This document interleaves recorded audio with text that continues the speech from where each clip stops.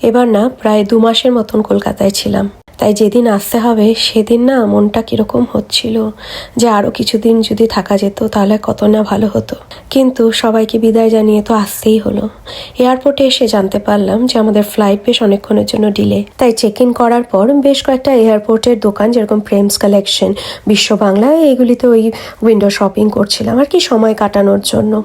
তারপর আমাদের final call আসলো বোর্ডিংয়ের। তো আমরা যখন ঢুকলাম প্লেনে, তো একটা জিনিস ভালো লাগলো যে ইউজুয়ালি কলকাতা থেকে সিঙ্গাপুরের যে ফ্লাইটগুলো থাকে ওগুলো ছোট দেয়, কিন্তু এবারে লাকিলি প্লেনটা বড় ছিল, তাই লেগ স্পেসটা বেশ ছিল। কিন্তু কোনো কিছুতেই যেন মনটা ভালো লাগছিল না। খালি জানলার দিকে তাকিয়ে মনে হচ্ছিল ইস এখন যদি ছুটে মায়ের কাছে চলে যাওয়া যেত। প্লেনটা যখন উপরে উঠলো না, তখন নিচের দিকে তাকিয়ে মনে হলো ও এই গলিগুলিতে দিয়েই তো যাচ্ছিলাম, যেন সবকটা গলি চিনি। খাবার দাবারগুলো দিয়েছিল মোটামুটি, খুব একটা ভালো লাগছিল না। ওই যে বললাম কোনো কিছুতেই মনটা ভালো লাগছিল না। ওই 5টা 5:30 নাগাদ সিঙ্গাপুরে পৌঁছে যাই, মানে সিঙ্গাপুরের টাইমে।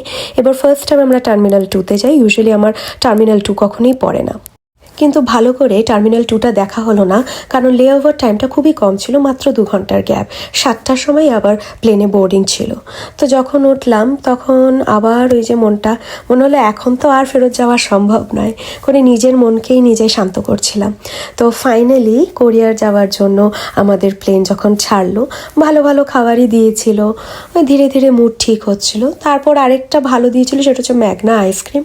সেটা খেয়ে নিজের মনকে যত রকমভাবেই ট্রাই করছি ঠিক করার, মন আর ঠিক হচ্ছিল না। মন ওই কলকাতাতেই পড়েছিল। আবার কলকাতায় ফেরার জন্য কাউন্টডাউন শুরু করে দিলাম। অনেক দিন পর এই শর্টসটা করলাম।